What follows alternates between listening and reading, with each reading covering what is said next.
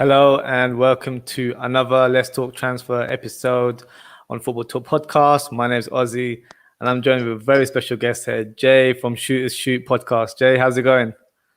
I'm good, man. Nice to be on again. Nice to talk and express. It's therapy for me, man. Therapy. So Yeah. I got a lot. I got a lot to get off my chest today. I'm looking forward to it. That's what I like to hear. I think, to be fair, in terms of Arsenal, you probably got a bit more positive things to say. Like Liverpool fans are going through it right now, as you probably see on like Twitter and stuff. So yeah. I mean, I sometimes I try to stay off Twitter because I feel like same. Some of these accounts, I don't think they're real.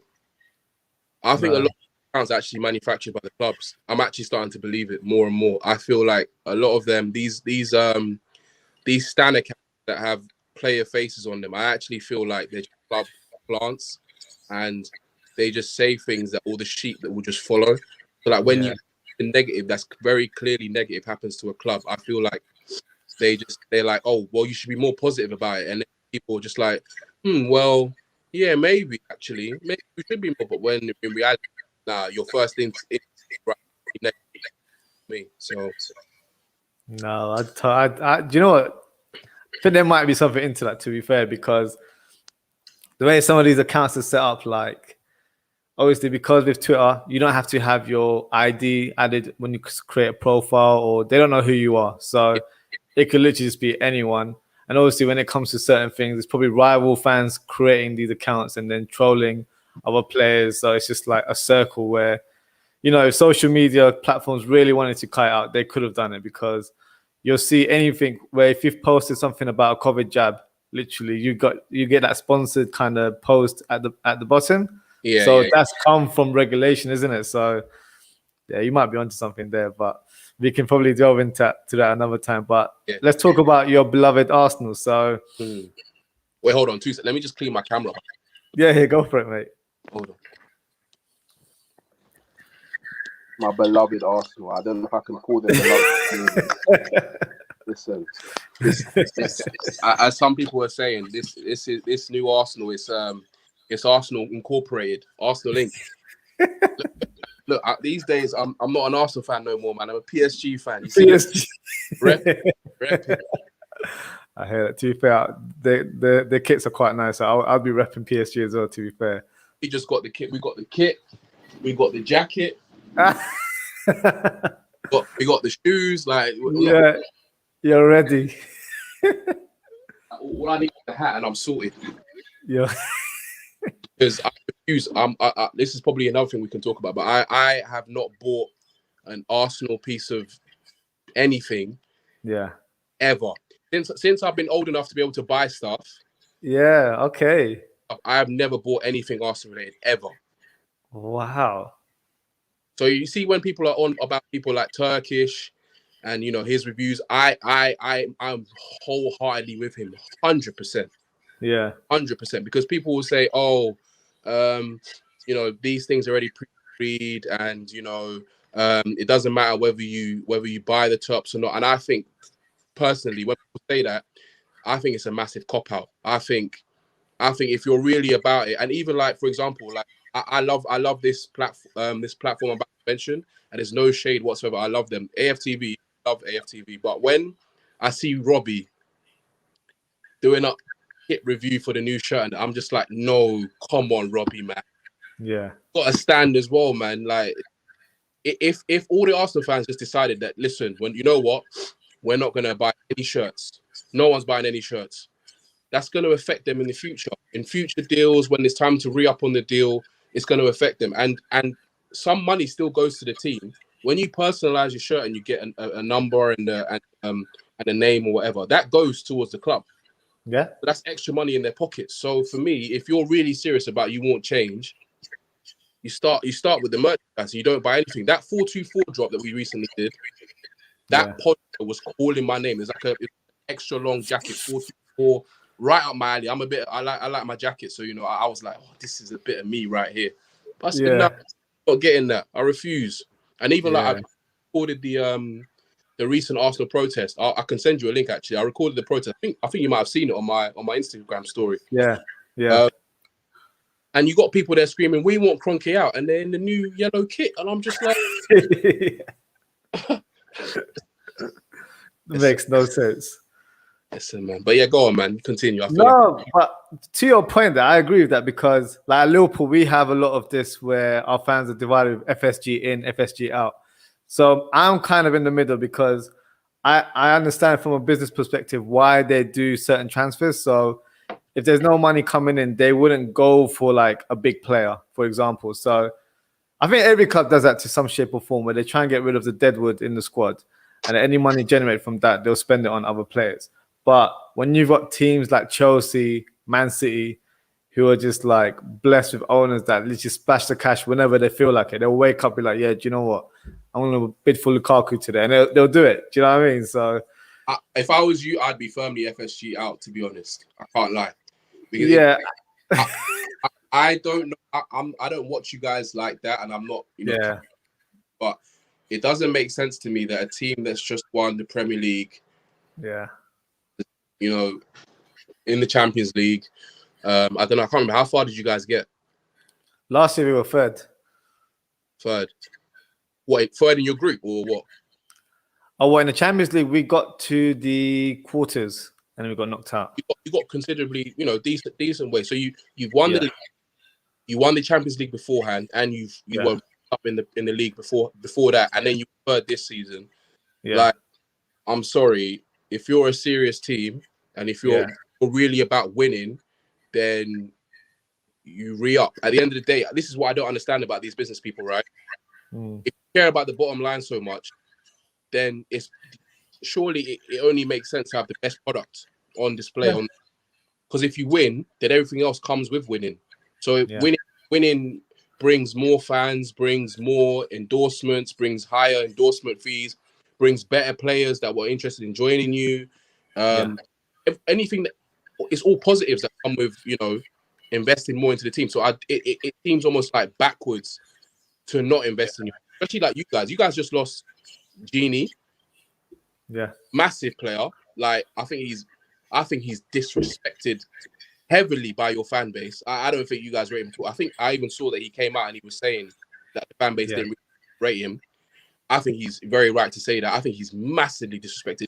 Easily top 5, top 10 centre mids in the country. Yeah. Easily. You saw what he did for Holland. Almost like once he was given like almost like the full leadership role. You saw what he was doing. He was running things over there. Like, I'm not the biggest Salah fan, but he's like Thanos. He's inevitable. I don't know. For me, it doesn't make sense. You guys have sold, like, who is it? Gruitch. You're gonna try sell Shaqiri. Yeah. I mean, I guess you could say you're gonna bring through like Harvey Elliott and what's this guy's name? Curtis. Is it Curtis? What's his name again? Curtis Jones. Yeah. Yeah. I mean, but it doesn't make sense. If I'm Jurgen Klopp, I'm just like, you know what? I'm out. Get me out of here. Yeah. Do a Conte. Conte was like, you know what? You guys aren't serious about winning. Yeah. So you're not just about, I'm out. See you later. I'm out. No, I heard that, because at this stage, I'm trying to be like as neutral as possible. I'm like not reacting, because I guess this time last year, a lot of fans were like, "Oh, FSG out," and then all of a sudden we bought like Thiago and Jota in the space of 24 hours. So I think especially with a few years ago, I remember when we signed Van Dijk.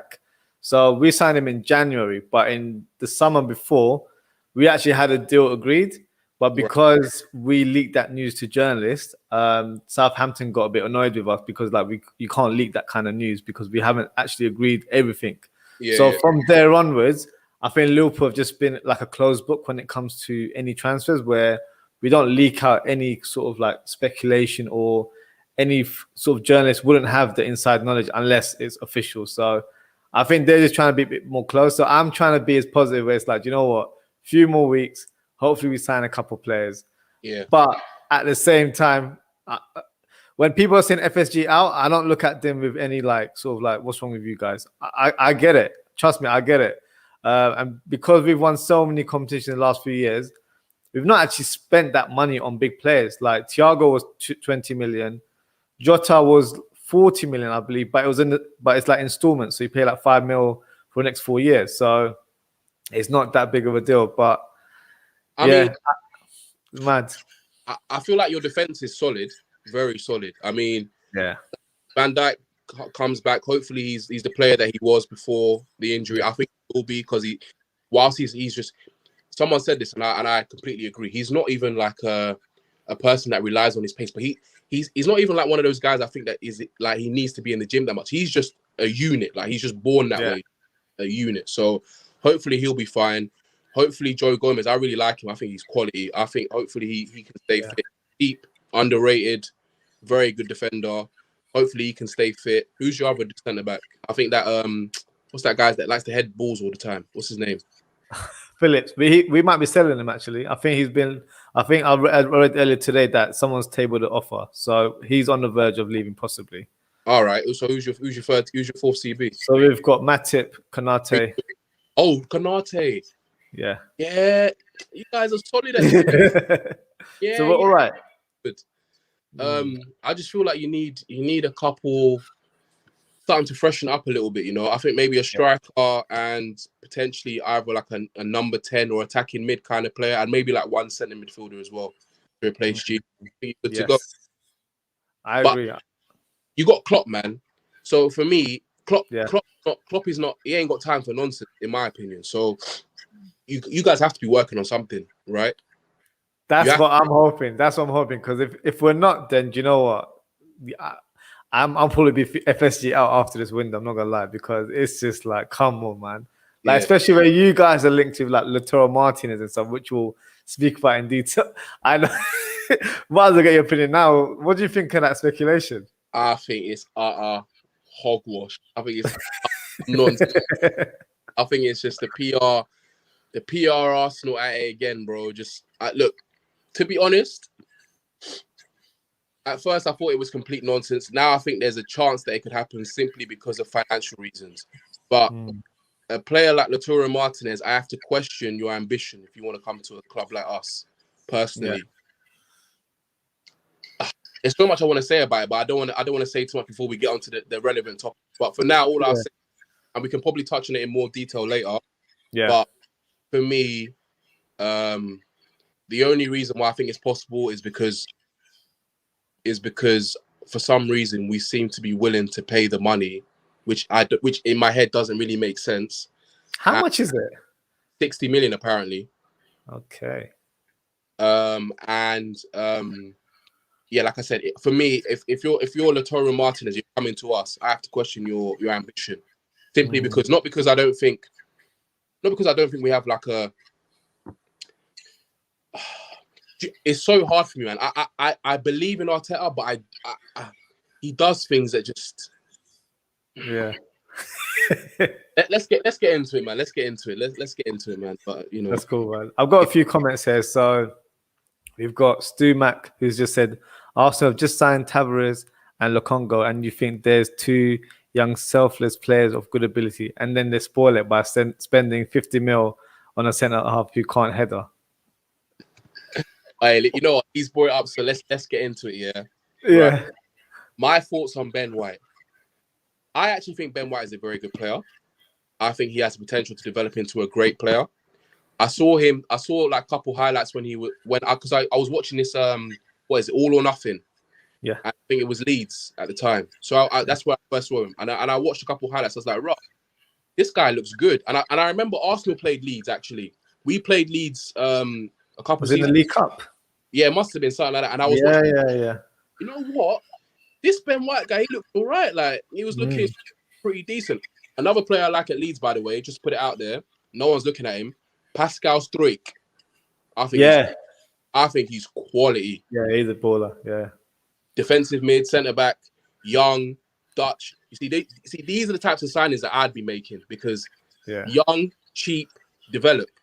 But anyway, I have no issue with us buying Ben White. I mean, he looks like a good player. But when you start to take a step back and think about it, does it actually make sense to purchase him? Really?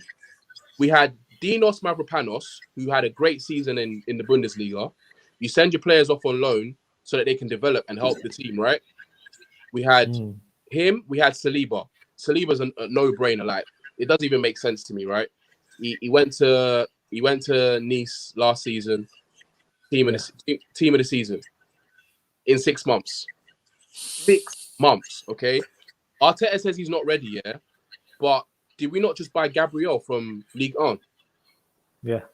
And I'm sure it. So if William Saliba was rated as one of the best defenders in Ligue 1 this season, and Gabriel was rated as one of Ligue 1's best defenders the previous season, and Gabriel is ready, and William Saliba's partner in the previous season, who is now playing at Leicester, also ready, then how can you tell me that Saliba's not ready to play?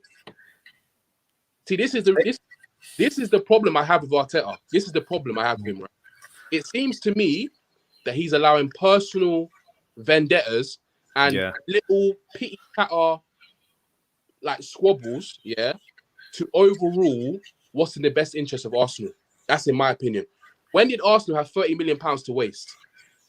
Because that's what we're doing right now with Saliba. So technically, we've wasted £80 million because we've bought Saliba and we've now spent an extra 50 million on Ben White when centre-back was not really a position that we need strengthening.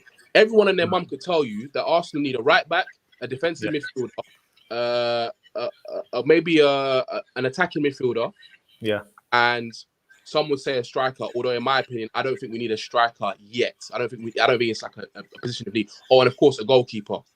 Yeah. So why did we buy Ben White? Mavropanos has been pulling up tricks. I keep saying, people, we will regret if we sell that guy. I keep saying it. Even if he's not this article, you can sell him for a young 20, 30, 10, 15. I don't know. You can sell him for something of worth. Apparently, he's on loan with an obligation to buy or option to buy for like 5 million or something like that. Does that even make sense? He was one of the better defenders in the Bundesliga last season. Yeah. So for me, look, Ben White, I hope he works out. He looks like a great like young player, but for me, like Arteta makes me doubt him because he just does stuff that doesn't make sense in my head.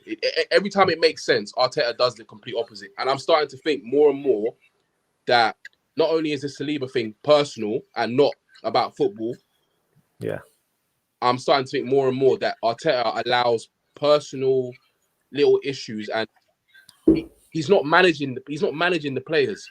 No. When Ozzie was worth 42 million the previous season, he was balling. Everyone and their mum went to Ozzie. He was in the France national team.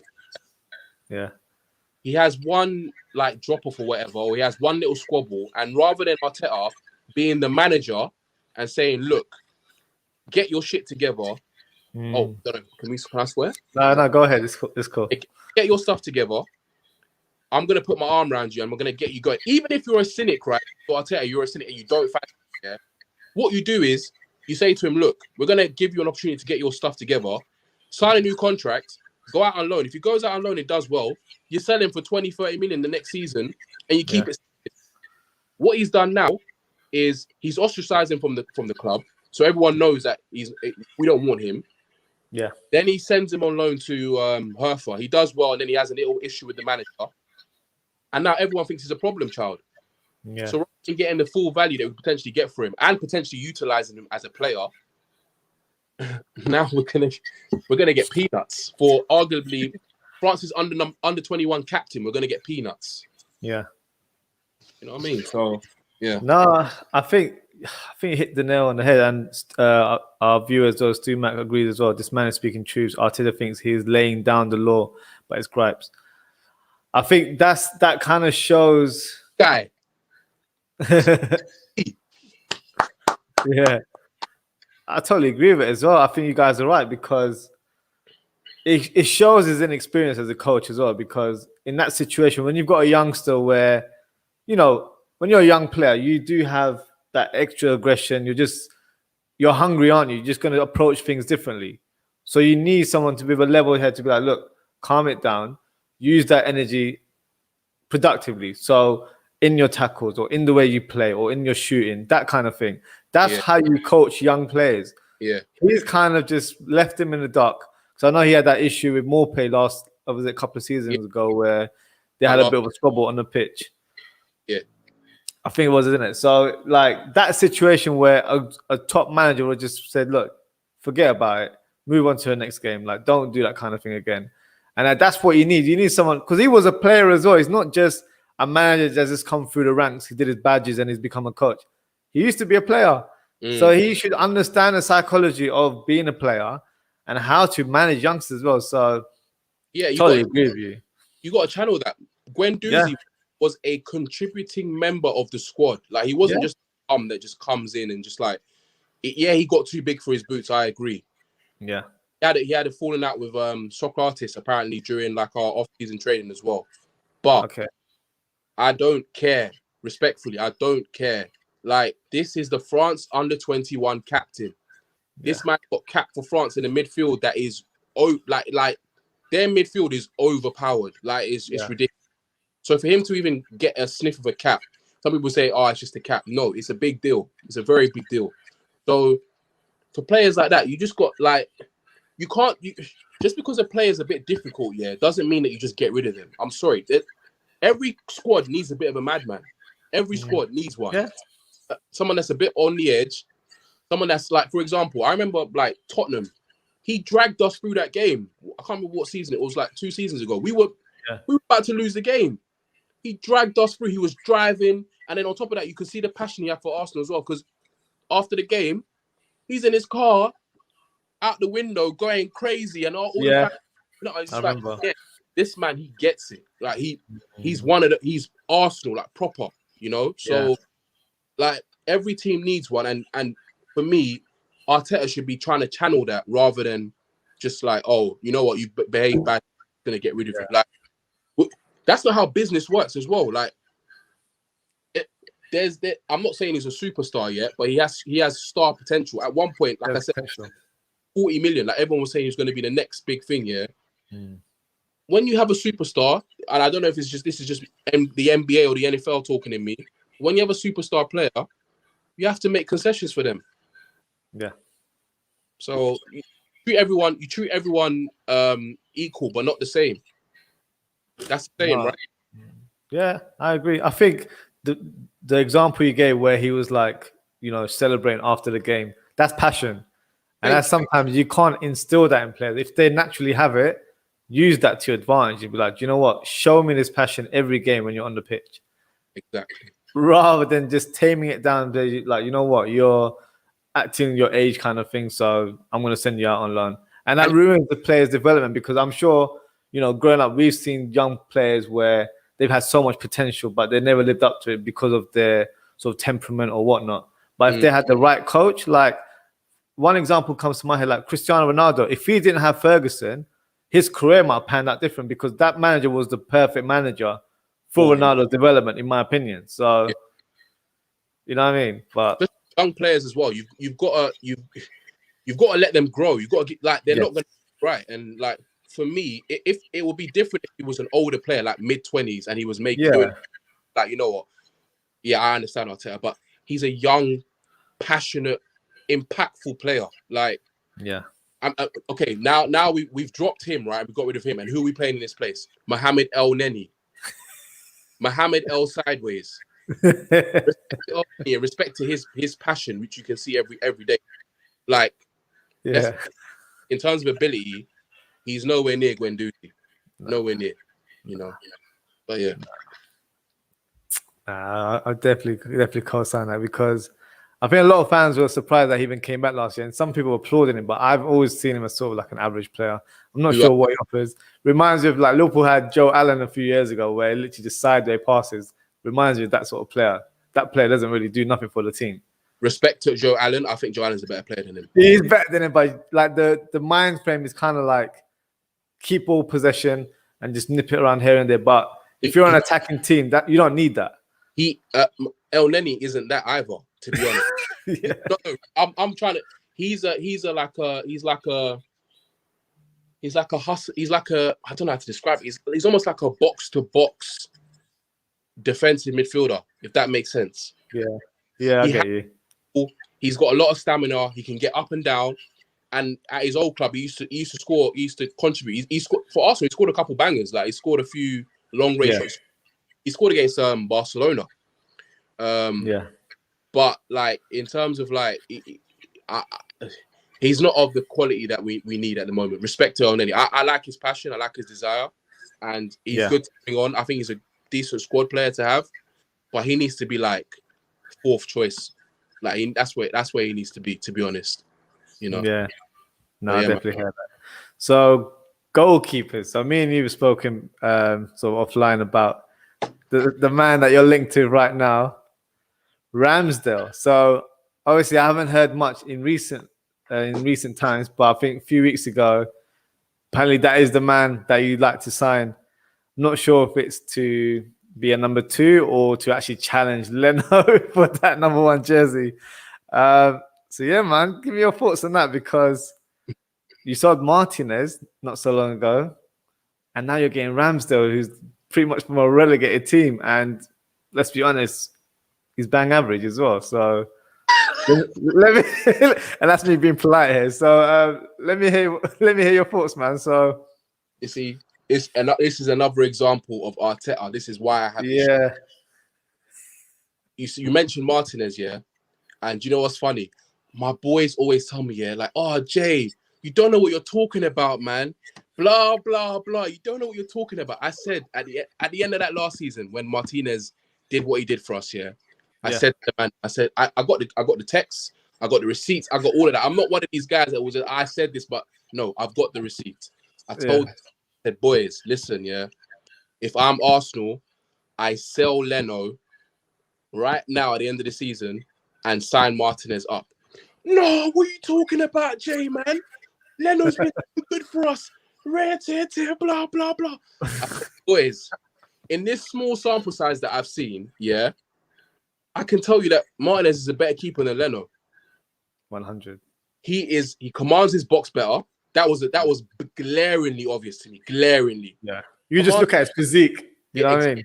And then he's not too much taller than Leno. I think Leno's 6'2", and I think Martinez is like my height, like 6'3", 6'4".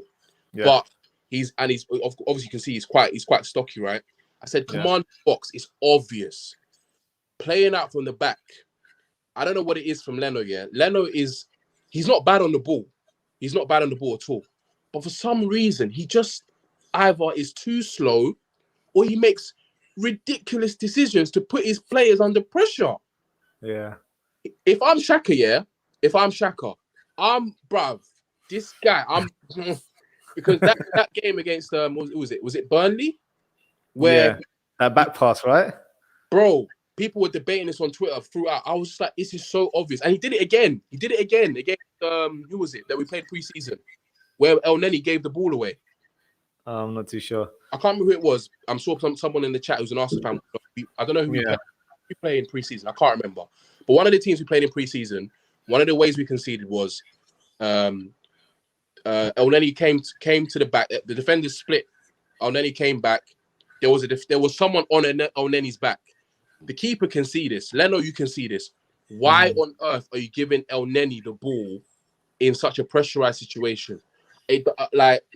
Let's be honest about this. Like, we know there's certain players you can do that with, yeah? Elneny is... Let's be honest about this. He's not. So, in terms of delivery and distribution, Martinez is better. I've seen Martinez kick out some pings, like side foot, like proper pings, like on the money. Aubameyang threw on goal. He given some... I think he gave us an assist in last year. Yeah, he did. So, like, that was obvious to me, okay? Shot stopping, I'd give them about the same. But I think Martinez made some blinding saves. But, like, absolute world-class saves. I think a couple saves against City come to mind. Yeah. In that run-up. I think he edges it, you know? Yeah. The shot stopping. Yeah, if I'm just trying to... Let's just try and be neutral. Balance out. I was like, okay, cool. Let's call it even. But I'd give it to... Well, you give it to Martinez, I would too. Yeah. And then there's something to be said about intangibles, right? There's something to be said about a man who lives, breathes, and dies Arsenal. There's something to be said about... I'm not the most like, oh, I kissed the badge and all that crap. I don't really care about that stuff, yeah. But you could tell, how much that FA Cup meant to him, bro. Yeah. He was crying his eyes out. Like, you could just tell, like, it meant so much to him, yeah. There's something to be said about that. I said to the guys, I said, look, left to Leno, yeah, he will leave us in 2 years' time or in a year's time and go to like a Bayern Munich or a Borussia Dortmund or whichever big Spanish team is in need of a goalkeeper. He will leave us. Martinez, I know for a fact, even if we got relegated, Martinez might consider staying with us. That's how much he loves us. What did we do?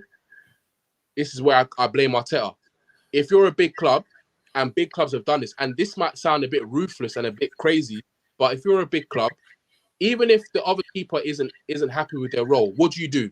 You make promises to them, you sign him up to the new contract, and even if you want to put Leno in as the number one again, he signed up to the deal. He's signed up, locked in.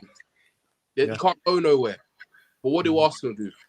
Oh, like if you're a big club, if you're an ambitious club, you should have 2 decent goalkeepers. You should have people that can push the first team goalkeeper and arguably should be playing.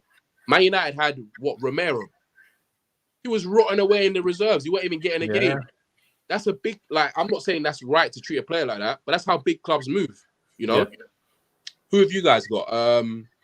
We've got Kelleher now, but we had Mignolet, who was a decent second choice before, but we don't have as great. But I get your point though, because even City had Edison and Claudio Bravo at one point as well. So 2 quality keepers there.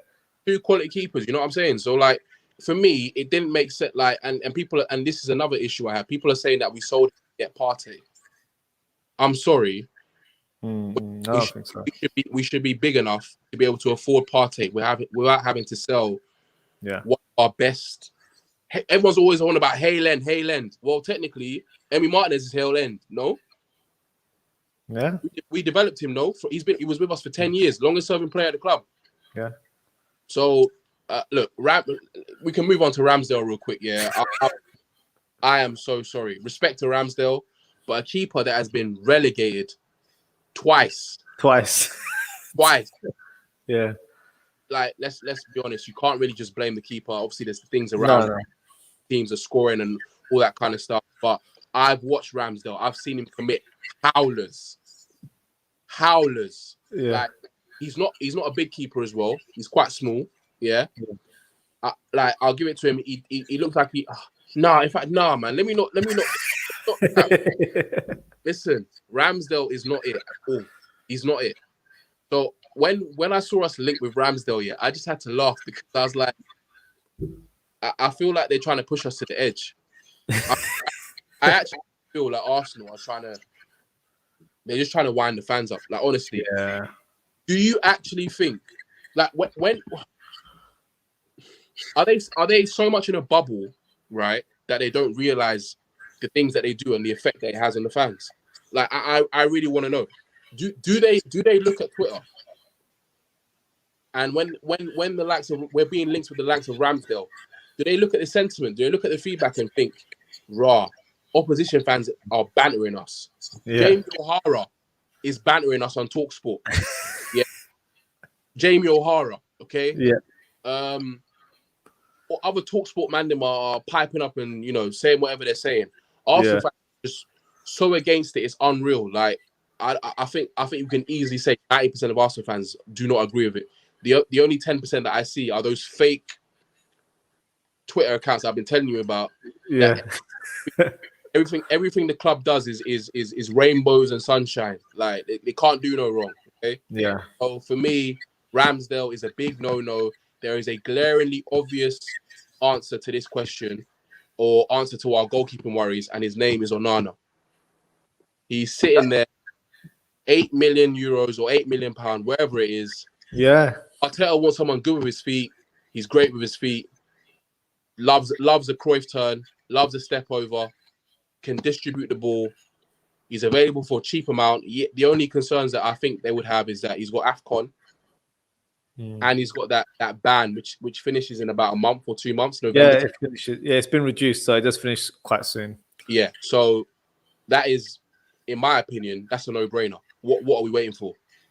Like, I actually think he's linked. I think he's close to signing for Lyon. I heard. So, but that's the name I was about to mention to you, because I think he was linked a few months ago, and I thought that'd be a great signing for Arsenal. Because whenever I've seen him for Ajax, he literally has everything in his locker. Good with his feet. Yeah. and like great shot stopper, but he looks like a leader as well. Like he leads the defensive line in front of him as well, which is something that probably I don't see in Leno personally. And Martinez for me was just like sold him for 20 million, and then you're linked with a goalkeeper that was relegated for 30 million. Like it just doesn't make sense. Sorry to break it, but it's mad. You're preaching to the choir here. Like this is. Yeah. When we said we were selling Martinez, I'm telling the man, I'm like, boys, this is wrong. This is so wrong. And they're just like, Jay, man, Leno this, Leno that. I'm just like, Leno is not as good as this guy. No. Sometimes Leno has put players into trouble. Yeah. He does it all the time. And he dilly-dallies on the ball. This is one thing I hate about Leno. He dilly-dallies on the ball. He's like not bad on the ball. He's actually decent on the ball. But he takes too long. Be decisive. Get the ball. Make your pass. Don't waste time. When you waste time, and we talk about building from the back, and this is why Arteta's tactics are struggling to work at Arsenal. Building on the back is reliant on quick, decisive, quick decisions. You can't be waiting around, because when you wait around, it gives the team time to set up. You need to get the ball, ping it out, and get the move going. You know, so for me, Ramsdale's a no. Leno should be sold, in my opinion, because at the end of the day, I don't think he's. If we want to go to the top, I don't think he's good enough to be like your number one goalkeeper. At what? I don't know. I think I do and I don't. I'm a bit 50-50 on him. I think Martinez was definitely better than him. And for me, if you're really about your stuff, and you're a real number one, then Martinez being there should have been no issue for you, because it was an issue. And if you're a real number one, then you should be able to say, you know, I'm gonna hold my own. I'm better than this guy, and regardless of whether he signs a new deal, I am the number one. I'm gonna hold this thing down. You think Manuel Neuer will be complaining if Bayern Munich signed Emi Martinez as their number two, or the challenge is number one? He's a big goalkeeper. If you're that guy, puff out your chest and you say, you know what, these are my sticks. I'm holding it down here. You know, Ramsdale, don't ever bring that name up again. Joking. If I see Ramsdale, as Arsenal's not like, if we sign Ramsdale, I'm done with Arsenal. Officially over, finished. Arsenal could sign Lionel Messi afterwards, because they signed Ramsdale. I'm done with them. Over. I don't blame you. I don't blame you, to be fair. Ramsdale. I don't know what to say, man. Did you sign him? No. Maybe it's my third choice, fourth choice, but third choice. Yeah, it can be there for vibes, isn't it? You might get along with like some of the English lads, but not other reason than that, to be honest with you. But it's mad. But I do think like that summer last year, when it was quite divided in terms of the fan base, that who should be number one next season. Should it be Leno or should it be Martinez? But like you said, it should be a thing where they should have just fought for that number one spot. Yeah. But that comes from the manager. The manager probably didn't have the balls to tell these guys that, you know what, you're going to have to fight for that number one jersey. He's probably thinking, oh, do you know what? I have to tell Leno that he's number one. Otherwise, you know, it's going to be an issue, or because he's highly paid in the club, like it's just a bit of a long situation for him. But as a manager, it's your job to kind of put that onto everyone. Be like, you know what? If you want to play for Arsenal, you need to fight for that jersey. Regardless if you're a goalkeeper, striker, midfielder, it actually doesn't matter what position you play. You have to still fight for your position. Thank you. And I think he dropped the ball on that one. Like the way he was sold as well is like so quick. Like in a space of a week, he was gone to Villa. And I was just like, that's mad. And then look at it now. Look at how terrible that bit of business is now, because he's gone to Villa. He's been in team of the season ahead of Copa America as well. Yeah, so wait. Was he in team of the season ahead of Edison and them, man? I think Edison got it, but he was in contention. So they were, I think, when you've gone through like the media, a lot of people did have. I had Martinez in my team of the year, and a lot of other people in the media did as well. But I think officially it was Edison, because he got the Golden Glove as well, so he had the most clean sheets. But we can cautionarily say that he was team of the season, right? We can say that, right? Or he was at least, he could have easily been there instead of Edison. Easily, right? Easily, cool. So that's team of the season, yeah. So if we're looking at this from like an American standpoint, that's an all-star game, yeah. So he's an all-star, yeah. Yeah. Copa America, crucial, vital in the Copa America. Yeah, Messi all hugging him up. This guy is. Oh yeah, this is my keeper. Yeah. We sold him for 17 million. That rises to like 20 million or something. Yeah. Ludicrous. Ludicrous. That is one of the dumbest decisions in football history. Yeah, I have to agree with that. That's mad. Because right now, how much would you say is worth?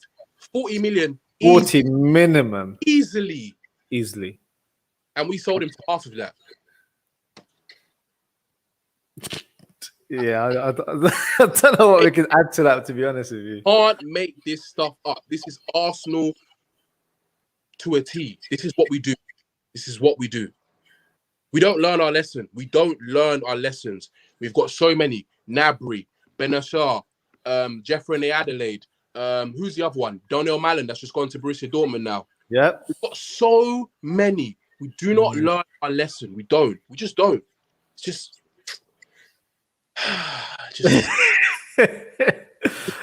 I'm not even laughing at you, man, because I'm not even an Arsenal fan, but I'm frustrated for you. Like, Ramsdale for me is just like... I don't know what to say. Like, that's just... that. I thought it was a joke. I'm not going to lie. When I saw it, I was like, oh, it must be... You know, you get these Twitter...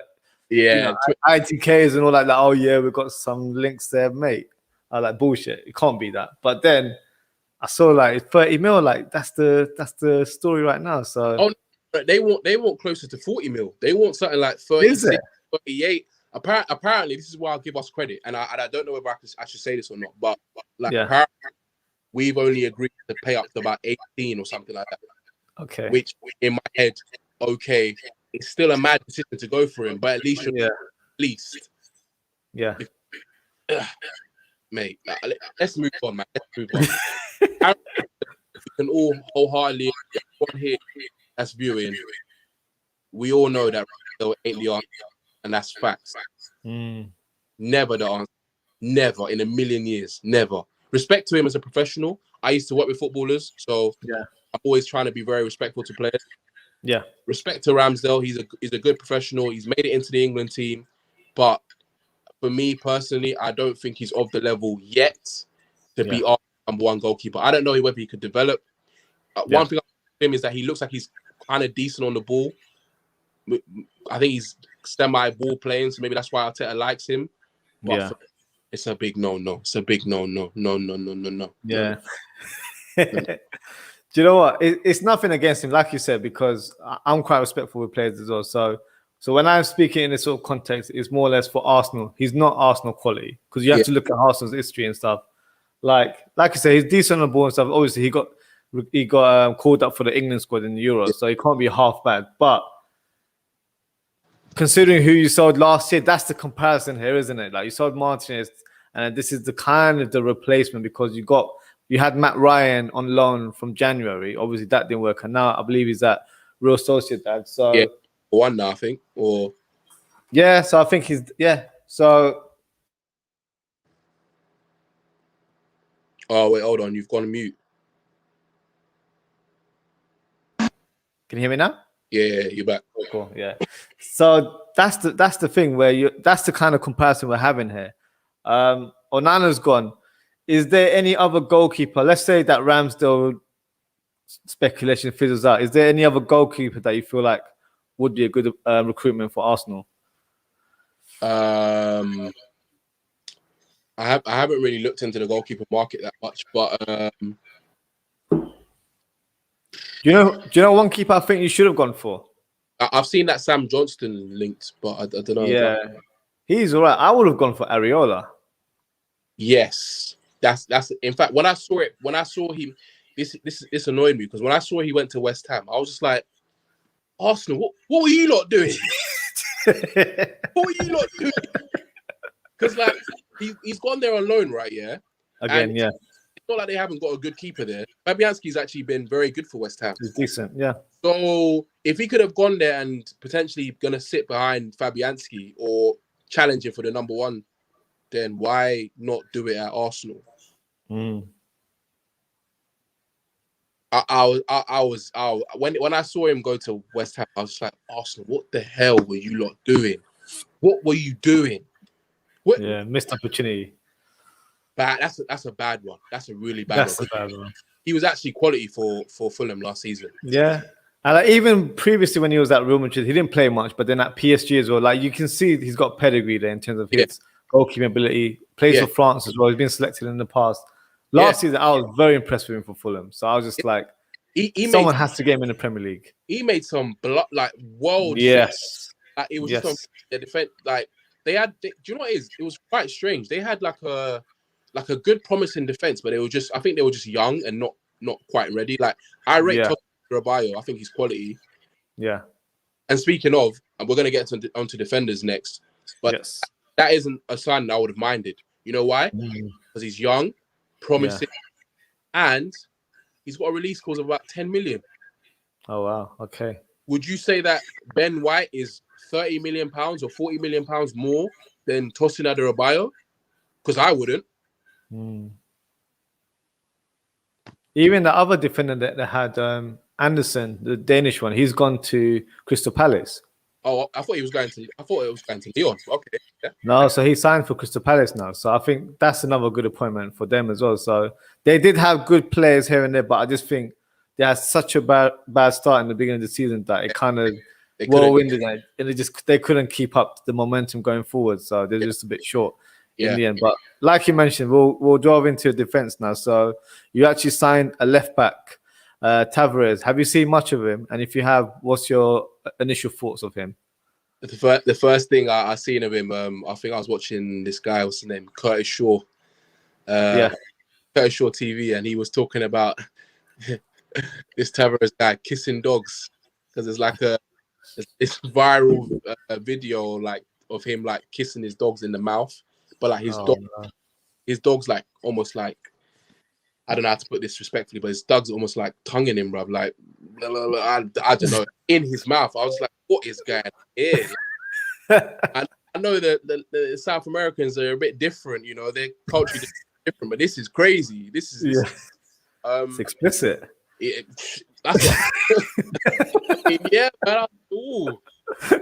But look, Tavares, he seems to be for what we signed him for, I can appreciate it. Although it didn't really make sense to me initially, because I thought we were going to go for someone like Van Arnholt or Ryan Bertrand, who I think would have given us good Premier League experience. Yeah. Good overall experience for the team, because we're lacking that at the minute. Bertrand would have been good for leadership. I've actually worked directly with Bertrand before. Okay. He would have been good for leadership. But you know, Tavares, I think look, he's a promising young player. He's got all the attributes athletically anyway. So in terms of size, speed, technique, you saw the goal that he scored as well. He's got a decent right foot, so he's not just a foot-footed left back, which you often get with left backs or left-footed players. They're strictly left foot and that's it. He had a great finish with his right foot in his debut. And like I said, he's very, very quick, very quick. Like I like to see that. I think Arsenal need a lot more athletes in the team. So yeah, I'm happy with the Tavares signing, and it's a cheap signing as well. So I think that's a good. I'd give that, if I was to rate that, you know, if I was to give it a letter grade, I'd give it like a B+. I think that is a sort of caliber of signing you need, especially if it's not someone that you'd rush into to be first choice straight away, or short term anyway. It might be the long term sort of vision for him that he'll be a first choice for the team. But I think I haven't seen much of him. But in terms of the profile of the signing, I think it is the right profile where you're going for young players from a different league that have the pedigree to kind of blossom as well. So I think it's a good appointment. But speaking of fullbacks, Bellerin. So linked with a move away, but at this stage it's kind of unclear in terms of what his future is. So what's your stance on Bellerin? Would you like him to stay at the club, or do you think it's time for him to move on now? Look, it's tricky. I like Bellerin, and I actually respect him for his for, you know, being one of those few players that actually comes out, especially in Europe and in the UK, and actually showcases the stuff that he does off the field. I appreciate that. I feel like more players need to be a bit more confident and outspoken. And I do feel like he's been very unlucky with his injuries. I feel like his injuries have been more mental than physical. Like I feel like he's just lost a lot of confidence. Like he's lost. You can see that he's lost like a bit of pace, and I feel like he can still work to get that back. Yeah, He's still a young player. He's not too old. He's only like 25 now, but I feel like things are just getting really stale at Arsenal for him. To be honest, he being someone that's worked with players directly and also supporting their off-field like activities. I feel like his off-field activities are having a very adverse effect on him at Arsenal. I feel like fans are always pulling up the fact that he's vegan, the fact that he's very much into like the environment and planting trees, which should all be pros, but unfortunately they're being used against him. And I can only imagine that like these players are human beings at the end of the day, and I can only imagine that along with him not particularly playing as well as he could have and still recovering from an injury, all those things combined, I feel like it's just not a very conducive environment for him to flourish at the moment. So I feel like a move away would be in the best interest of everyone, to be honest. So whilst I really wanted him to succeed at Arsenal, I don't think he's going to. And for me, I think it's very damning when he's been fit and available and Arteta's been playing the likes of Callum Chambers at right back. That is very damning. I mean, not to say that Callum Chambers hasn't performed well, because he's actually performed quite well when he's come in and he's been putting in some deadly crosses. I've been very shocked and surprised. But for me, I think Bellerin, it's in everyone's best interest for him to move on. So I'm seeing that initially that he was linked with a move to Inter Milan. He's also been linked with moves to I think Real Betis and Atletico Madrid as well. Okay. I think Arsenal should be more than willing to accept anything worth, I'd say, 15 million and above. Yeah. They should take that. Even if it's a situation where they say, you know what, we'll sell him for 15 million and we'll put some incentives in the contract that if he makes here and there, blah, blah, blah, hits this many targets, Champions League, whatever, or internationals, then you can bump it up to maybe 25 million or something like that. But I don't think we're in any position to be demanding too much for Bellerin. Not because not because he can't potentially be a good player once again. Yeah. Because for the past 2.5 seasons, he hasn't been great. And those are just the facts. And I think some players need that sort of different environment as well. So an example that pops to my head is Lingard when he went on loan last season to West Ham. Obviously, he had personal issues with like injuries, but also his personal life as well. Yeah. And a different environment, living in a different city, different sort of surroundings. You could tell like he just seemed like a different player on the pitch. So that might be something that I guess Bellerin can take into account as well, because I feel like he's been there for such a long time. People forget that he's been there through his youth days. So longest serving player currently.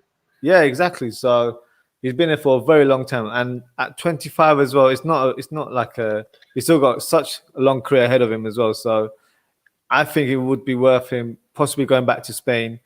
Doesn't matter what club he signs for. I think he just needs to play first team football again and try and find his rhythm, because I think the injuries has had a big effect on him. I know he's had a couple sort of documentary series on YouTube about his rehabilitation and stuff. So yeah, I agree with you. I think it would be probably worthwhile for him to kind of move on there. We can speak about midfield now. So today, I was reading earlier on that. Sorry. Just before you go to midfield, I just want to make this point, and I want to make it very clear, right? For me, Arsenal's starting right back should be, and I don't know why this is another issue I have with Arteta. Our starting right back should be Ainsley Maitland-Niles. Point blank. Good shout. Good shout. It's not even up for debate.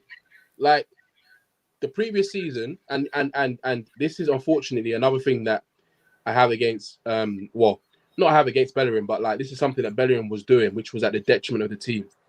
Since Bellerin lost his pace, he stopped going around the outside, right? So teams naturally learned that he wasn't going outside anymore, and he was always cutting in inside. So for someone like Pepe, he was always getting double teamed because they already know that he's not going to go outside of him. He's not going to make an option for him. He's not going to make any space for him. So Pepe was somewhat limited. But with a with a more marauding right back, for example, when Pepe played with Ainsley Maitland-Niles, flourishing. Ainsley was doing everything, and this is what annoys me. Ainsley was doing everything that Arteta wants. Arteta wants an inverted right back, right? Someone that when we go forward can shift into like a central midfield kind of area or something like that. I don't know. He likes to convert it to like a three at the back almost, but like he likes you know what I'm talking about. Like he does this whole thing where he likes this thing to be inverted. Ainsley was doing that perfectly. You need someone to get around the outside. Ainsley's got the pace, he's got the athleticism, get around the outside, whipping a decent ball. So for me, I don't actually think we need a right back. I feel like the answer is staring us right there in the face. Ainsley and Cedric, calm. Tavares and Tierney on the other side, cool, sorted. So I don't subscribe to the whole thing about us needing a right back simply because if we're gonna assign rank to positions of importance, what we're moving on to right now in midfield is far more important than right back at this moment in time. So especially when you have a player that at the end of last season was arguably one of our men of the match in several games that won us the FA Cup against Man City. This guy, who was he playing against? Shut them down. Was it Mahrez? I think it was Rumours, Put the clamps on him, man. Sent him to jail. 5 to 10, bro. Yeah. Couldn't get out. I'll be honest, I was surprised he went out on loan in January to West Brom. West Brom was probably a worse choice of a club that he could have joined because I just didn't see it. It just didn't fit for me in terms of why he went there. Obviously, he went for first team football, but it's a strange one. So, because I haven't watched Arsenal in pre-season, has he played much? What is his future at the minute at the club? No one knows. Even he came out at the beginning of maybe a few weeks ago and said, I would like to know what my position is at the club. Like he came out and said that. And for me, I feel like it's very obvious for him not to have been playing any sort of games or to be dropped again shows to me a falling out with the manager, Arteta. And even for example, Cedric got dropped apparently because he had a falling out with Arteta. Because at the end of last season, we were playing Chambers at right back when Cedric was fit. These are the issues I have with Arteta. These are the issues. You can't, every time you have a falling out or you have a little spat with a player, you can't then stifle the entire club because you're having a little fallout with them. That's petty. You're a manager. Like, you're going to have falling outs with players, but you need to, like, what? Rio Ferdinand's come out and said that him and Sir Alex used to go at it sometimes. But did you see Sir Alex drop Rio? No. No. He'd give him a kick up the backside and he'd tell him Wagwan and he'd have a go. But at the end of the day, it's all to the betterment of the team. You can't just because a player goes against you. Like, listen, no team is going to thrive with a squad full of yes men. Of course, it's just not going to happen. There's you can't tell me Pep Guardiola. He's had many a fallout with some of his players. Oh yeah. So but yeah, we can move on to midfield, man. But I will say one thing about Arteta. I think he's too sensitive to be an elite manager. Just sounds like it. Like if he's getting touchy about little spats here and there, and he's dropping players based on that, for me, he's not ready to be a manager. He should just be a coach or an assistant where he's there to organize the training methods and all that sort of stuff. But to lead a team in that manner, we don't know for certain that this is the thing, but there seems to be a reoccurring pattern, and it's a theme. You can't make sense of it without it being down to a fallout. You can't make sense of you signed a right back in Cedric to a big contract, not a small contract. We signed him to a 4-year deal. You can't make sense of that, signing that guy to a contract, and then when your right back in Hector Bellerin is not performing or isn't fit, and you're not playing Ainsley Maitland-Niles when in reality he's been one of the better players for you, and then Cedric's there, and then apparently he has a little. Apparently we'll play because I think it was one of the games we played him left back, and I think he made a mistake. Okay, that led to a goal, and then apparently after that, like he didn't. After that game, Cedric didn't play again. Yeah. So I can.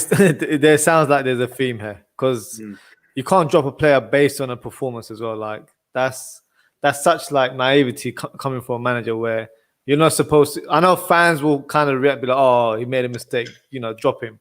But we're fans. We can get emotional in that sort of sense because we've lost the game. Yeah. But for a manager to have that same approach, for me that doesn't work. But 2 seconds, man. Let me let my dog out. He's go for it. Go for it.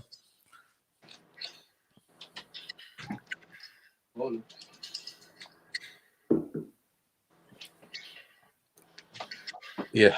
No worries, mate. So let's move on to midfield. So I was reading earlier today that Xhaka is close to signing a new contract which is like a turn of events because I was so sure that he was out the door heading towards Roma, linking up with Jose Mourinho there. What are your thoughts on Xhaka possibly staying at the club for a longer term? Look, funny enough, my opinions on Xhaka is I actually like Xhaka. Okay. Like, it's not a popular opinion, and I disagree with a lot of people on this, but I actually feel like we've let Xhaka down, to be honest. I don't think we've. Hear me out, and people are going to think I'm crazy when I said this, right? But if you look at Xhaka, his player comp and the player that we should have looked at to potentially get the best out of him is Xabi Alonso. Now, people think, "Oh, you're crazy. You're comparing." No. I'm not saying he's as good as Xabi Alonso. Calm down. I'm not saying that. But what I am saying is that they're very similar in their traits. They're both not the most mobile of midfielders, but long range passing, great. Obviously, Xabi Alonso is right-footed, but Xhaka, known for his great left foot, decent in the tackle, good leadership qualities, good short passing, good all-round passing, long range shots, all of that. So for me, that was the ideal player comp, and that's who we should have been, trying to, if we're gonna look at a player that's been successful with Xhaka's kind of traits, then that's who we should have, built the way we played Xhaka around. But we've kind of played him as like an anchor man, and and that kind of stuff, and we haven't really lent into his positives, which are he's a good like metronome type of player. Like he keeps the play going. He's good with the direct passes, which is something that Arsene Wenger kind of cut out of his game because Wenger liked the short passes. But when he first came, he was playing some pingers, over the top, setting players through. Good long range shooting. We kind of stifled that out of him as well. So in my opinion, I feel like we've kind of let Xhaka down. I'm not going to say that Xhaka hasn't let himself down as well, because in certain situations he has done. He's made mistakes. He's gotten red cards. But for me, like, people can say what they want about him, but I actually like him. I think he's a necessary evil in the squad. Oh, sorry about that. It's all right. I think he's a necessary player in the squad. I feel like every team needs a bit of an enforcer. His leadership qualities they're just there for everyone to see. Whether you like it or not, you can't deny he's a leader. You see how he plays for Switzerland. Puts on that red cape and he goes to work. Man of the match performances against France, man of the match against Germany. Like, it's not a coincidence. There's clearly a good player in there somewhere. It's just a matter of us getting the best out of him at Arsenal. And last season he had a good season for him. I wouldn't say it was a blinding season, but I think he had a decent season last season. And I just think that for me, I feel like Arsenal fans are also partly to blame for this. All the abuse he's been getting online on social media has been ridiculous.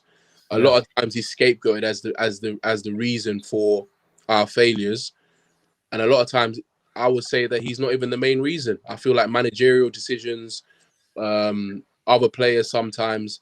I feel like he's just been the scapegoat. He's just been the easy punching bag, and it's built a bit of animosity between him and the fan base. and that's why we're at where we're at. Where you have the whole captain's armband situation. Like I said, people forget this, but players are actually people too. So if you continue to bash someone, I'm not defending his actions, like he shouldn't have done what he did, but I can understand it. He got so tired of it. Like, how can my own fans be booing me just because I'm not sprint? Well, he should have been getting off the pitch quicker, yes, but to boo him is a bit like, come on, like you can say, come on, Shaka, man, get off quicker or something like that. But boo him, So, in terms of giving him a new deal, I think, whilst I like him as a player and I'm kind of happy or okay with him staying, it just shows the mess that Arsenal are in right now. Like this is so disgraceful. Honestly, this is disgraceful. Disgraceful. I like Xhaka. Everyone, I've made it clear now. Everyone knows I like Xhaka. For a player like Xhaka, this is the most value he's ever gonna have, ever. Good point. Ever. He's had a great Euro, he's had a good season at Arsenal. He is not gonna be more valuable than now. Yeah. But 2 years, he's had 2 years left on his contract. So this is the optimum, like in terms of contract, in terms of performance, this is the best time you're gonna be able to sell this guy. So if you had it in your heart to sell him, and if he wanted to leave, then I'm sorry. I don't care if Roma didn't offer you the exact amount you wanted. Yeah. You take what you're given. Because at the end of the day, there's no one else coming to bang your door down to get him. Yeah. And whilst I feel like he could easily play for he could easily get into a I'm not saying he would start. I think he could get into pretty much any top 6 squad. I mean, he's McTominay. Yeah. I hear you. In terms of ability, he's comparable to Henderson. Mm. I don't know. Ability. I'm not saying intangibles. Ability. Ability. Mm. Intangibles, you could suppose say these, but Henderson's, he's gotten his stars because of the results Liverpool have gotten. But in terms of ability, I'd say they're not too far off each other, really. I will say for Xhaka, I do agree with you in terms of there is a good player in there, because I remember when he used to play for Borussia Mönchengladbach. So we were actually linked with him when you were trying to sign him as well. So I watched a bit of him before he came to the Premier League. Yeah. Completely different player to how, unfortunately, he has played at Arsenal, where at Borussia Mönchengladbach, he was box to box. So he would be attacking a lot more, scoring lots of goals, especially from long distance. So that's kind of been watered down, and he's not really able to play like that for Arsenal, where he's playing in a deep line position. Even for Switzerland, he doesn't play that. He plays as a number 8 for Switzerland. So with that, you're kind of like holding him back from truly playing the way he wants to play. So it is unfair. And unfortunately, midfielders are normally the scapegoats whenever teams don't perform, because they're expected to do everything in that regard. So regarding that, I do agree. I think there is a good player there. Having said that, I think this would have been the right time to sell him. Coming off Euros where he was fantastic, did some great assists, and was literally one of the star performers for Switzerland. That was one of the reasons why they went so far in the tournament. Star performers in the tournament. 100%. So I think personally for him, a move to Roma would have been great. Just playing in a different league again, playing for Mourinho, who's still regarded as a top coach. New challenge, new surroundings, new kind of fresh air for him as well at the same time. It just made, for me, it would have suited both parties if that was to happen. But I think it might be a situation, like you said, the club's a bit of a mess right now, because they're probably signing him to a contract because they want to spend money elsewhere. So there's probably players that we're linked to right now. So we can kind of speak on to is James Maddison. So is that a player realistically you see coming at Arsenal? And does he fit as well in terms of how you guys play? If he comes to Arsenal, people will think I'm crazy for saying this, but I'll be annoyed. I'm not even joking. I'll be very annoyed. Okay. Because it for me, it just highlights the fact that Arsenal, they're obsessed with PR. They're not actually obsessed with what is wrong with the club, the nitty gritty of what actually the club needs. Yeah. Just to go off topic, and this is one of the things that's on the list here. Yeah. Yeah. Bissouma is a clear, surefire banker of a defensive midfielder that we need right now. Yeah. To get the best out of Thomas Partey, who, let's get this right as well, is also not a defensive midfield player, right? Box to box. He's a box to box. Just like we're saying, Xhaka is a box to box. Yeah. Really, or more of a deep line playmaker. Yeah. Thomas Partey is the same, and in order to get the best out of him, it only makes sense to get him a tangible partner. Bissouma is by far clearing away the best fit for that role. It's not even up for debate. He's outright, this is it, right? But what do Arsenal do? Typical Arsenal. We go to Brighton, and rather than getting the player that we need, we go and get what Bissouma would cost 40 million, they said, or 30 to 40 million. Yeah. Getting Bissouma, we said, you know what? We'll add an extra 10 and go get Ben White, a player that we don't actually need right now. We don't need him. We didn't need him. He's a good player to have. Let me reiterate this. I'm happy we got Ben White, but we didn't need him. You didn't need him. Fair. We didn't need him. So again, just to go back to James Maddison, if we get him, I'll be annoyed because that will be minimum 60 million, right? Yeah. What is more important for Arsenal right now? How long have we been waiting for a replacement for Vieira? Long time. Yeah. The last time we had a decent defensive midfielder was, I think, we had one temporarily in Lassana Diarra, and we had Alex Song. Yeah. Before he went off to Barcelona. Yeah. When was it? After that, we had Coquelin, who I think we should never have got rid of because he actually did the job. Yeah. Like, sometimes you just need a guy that's going to do the job, and he was doing the job, right? But we got rid of him. Man's gone on to win Europa League now. Yeah. Let's talk about that. You know, it is what it is.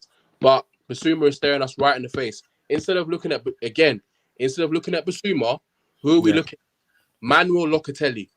Why on earth are you looking at Locatelli? Why?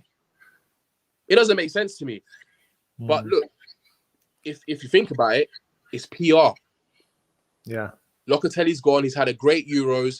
He's been touted out in Italy, blah, blah, blah. I'm sorry, but we've seen Italian players, and how many times have we said this about Italians and the Italian league being slow, and them man not adjusting to the fast pace of the Premier League. So if we know that, I know that, you know that, surely knows that. Why on earth would you spend the same amount of money in getting Locatelli when you can get a Bissouma who's Prem proven, an Arsenal fan as well? Because that French influence, you see that? That French influence is about to die, by the way, because of Arteta, because of how he's treating people like Saliba. And that French influence is going to die very soon. But for now, Bissouma, Arsenal fan, French speaking or whatever. Yeah. Premier League proven. It's a no-brainer. How old is he? 24? It's a no-brainer. Yeah, 23, 24, yeah. Defensive midfielder. He's very athletic, can carry the ball. Box to box, and can actually shoot as well from long distance. And shoot, but can hold as well. Yeah. Good dribbler. Versatile. Yeah. Why the hell would you look at Locatelli? Would you even say Locatelli is better than Bissouma? Because I'm not sure I would. Well, Bissouma offers more on the pitch, in my opinion. I think Locatelli, not to sound funny, he suits the Italian style of play because deep line playmaker, but it's not box to box. He kind of like gets the ball and then sprays the ball around. But in the Premier League, you need a bit more than that to kind of command the center of the park. Yep. For me, I don't see him playing or being successful in the Premier League. Not saying he's not a good player. Some players are just not suited to certain leagues, and the Premier League is definitely one of them. And how? That's what we're saying about Xhaka. Yeah, exactly. That's exactly what we were saying. But you've got one player that they're already saying that about. What sense does it make to buy another one? This is why I say Arsenal are more interested in PR. Yeah. Dealing with the problems and buying appropriate players. Boubakary Soumare was there. Yes. Peanuts. He was like what? 15 million or something like that? 12. I think 12.5 or something, yeah. Leicester, who clearly know how to know what a good player is. They've just swooped him up. What are Arsenal doing? We've got the link with Lille already. We've bought Pepe. We bought Gabriel. Yeah. What the hell are you waiting for? Yeah. We needed an athletic, strong central midfield. He was there for 12 million. We didn't get him. Now Renato Sanches staring us in the face as well. Very clear that we should definitely go for him. Apparently, you guys are linked with him as well. Yeah, we're linked to him as well. So it's a bit uncertain in terms of his future. I think he's injured now, actually. So that's why there's no sort of reports linking to a club right now. But he will get suitors, 100%. He's what they're saying, 30 million euros. What, 25 quid? Easy. Did you see what he did at the Euros? Mate, I messaged you as well about him. He was unbelievable. Just in those little who did he body off the ball? I was like, oh my God. I can't remember. Who was it? Just absolutely bodied. I was like, look at the strength. Was it De Bruyne? Because they played Belgium, isn't it? It might have been. I don't know. He absolutely destroyed Yeah. And he just off like, what? How dare you? Yeah. Playing ahead of certain guys like Bruno Fernandes. He come in trouble. I've been saying, guys, nah, he ain't it, bro. He ain't it. Yeah. But yeah, like for me, going back to it, I just don't understand Arsenal. It doesn't make sense. Maddison, yeah, it's a big signing, I guess, but is it the right signing? In my opinion, no, it isn't. There's we've spoken about this. Mateus Pereira at West. He's there. He's going to Qatar. Yeah, I heard he's trying to go to Qatar. Apparently, I heard about that. But we could offer him a good package. Yeah. He's worth what, 15 million? Why aren't we him? He got what last season? He got what 10 assists, 12 assists, 15 assists, maybe 10 goals. Yeah, he got 10 goals. I remember him getting 10 goals. So double, 10 goals and 10 assists. He's exactly what we need. He's attacking. He's a good dribbler. He's direct. Yeah. Why aren't we going for him? Instead, like I see you've got here about obviously James Maddison, who's also direct, and but for me, too much money to, especially when it's clear to me that our funds are limited. Yeah, it's too much of our transfer budget to splash on one player. And Odegaard, for me, I'm unsure about him, to be honest. I think he's too tiki taka. I don't think he's enough meat and potatoes. I feel like I don't think there's enough substance in his play. I feel like I see what he does. He gets us from A to B really well, and he's very good in transition and getting us up the pitch and stuff. But he doesn't do enough in the final third. He doesn't assist enough. He doesn't score enough. He doesn't Ozzie sometimes, and like he's in position to shoot, but he doesn't shoot. Like, I think he's a quality player, but then you have to ask yourself this question: is Arsenal's midfield good enough to carry a 10? No. Not at this stage, no. No. If we bought a Basuma, and if we bought a Basuma, then sure, we could have a number 10, because we've got Basuma, Partey, or Basuma, Xhaka. Yeah, you can carry a number 10 in that midfield, because those guys will put in the legwork to cover his shortcomings. But we had the best number 10 in world football at one point. He couldn't do nothing. Yeah. Whether people want to admit it or not, or say that he fell off or whatever, I'm sorry, Mesut Ozil doesn't fall off. You want to know why? Because his game isn't predicated on pace. It's not predicated on dribble. Well, yeah, he's a good dribbler, but it's all about his mind. Yeah. At the end of the day, his mind, and we still couldn't make it work. Why? Because our midfield wasn't strong enough to have a player like that. He's a luxury player. So if we've had the best of a number 10 in that kind of ilk, in Odegaard ilk, what sense does it make to have Odegaard? It doesn't really make sense, to be fair. It makes sense to sign him. Don't get me wrong. It does sign him, but when I look at things from like a more of a bird's eye view, I'm just kind of like, he doesn't score enough. He doesn't contribute to goals. Not really. Yeah. More of a transition player. He gets us from point A to point B. Maddison, he probably scores more goals, but is that 60 million to 80 million worth it? It's interesting because after reviewing the squad, for me, the standout thing was I feel like you need a defensive mid. I think that is such a key area that you guys need.